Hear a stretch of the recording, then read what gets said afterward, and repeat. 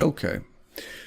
I did have a bit of a mistake as I was talking, in that I had the piston transceiver 1 shining energy into cylinder wall transceiver channels D and E, but my imagery is set up for E and F. So we're going to have to move this over to this situation. And what we're saying here is that we have piston 1 transceiver shining energy through the transceiver, through the piston wall, and then it shines energy through the cylinder wall. And the opening, or the position of the piston, is in a situation where there's more of an opening on the E side than there is on the F side. And so if we, it's not a full power opening, because there is some lowering of the amount of opening of the aperture with respect to position E. So we're not going to pick full power. We're going to put the piston E output power at 3/4.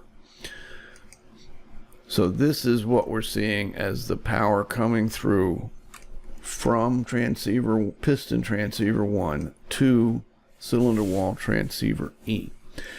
And since the doorway is not that much open on the F side, we're going to put the F transceiver received power at less power.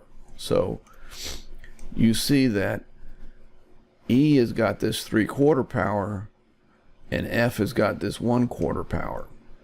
And the interesting thing about this is that this can be a ratio. If it's just simply 3/4, like a value of 7, and this is 1/4, a value of 2, or 0.75 over 0.25, the ratio of these two power levels is 3:1. 0.75, 0.25. It's 3:1. And so if we were going to, instead of using simply a value of received power to create for us aperture opening, if instead what we used was a ratio of power between the power from piston 1 transceiver, the ratio of the power between E and F, if the ratio of the power received between E and F from piston transceiver 1 was a value of 3:1, this would mean to us that piston transceiver 1 was located where 3/4 of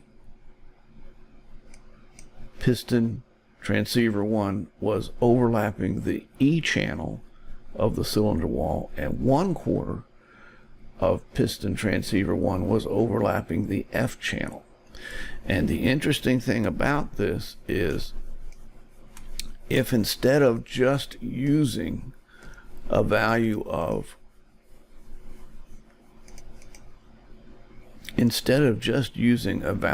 received power, which would give alterations applied to this curve of aperture opening, if you looked at received power over time, if instead of using received power we use the ratio of the received power from one cylinder wall transceiver versus a different cylinder wall transceiver, the effect of this ratio would be, as the transceiver unit had random variability in its output power, that random variability of its output power would occur for both of the cylinder wall transceiver channels that are involved, so that the ratio between these two received powers would not change. And this allows us to use a measurement of received power to generate an opinion about the aperture opening without having to run into the problem of the central processing unit system making a mistake about the piston position because of random variability in the output of the power output of the piston transceiver.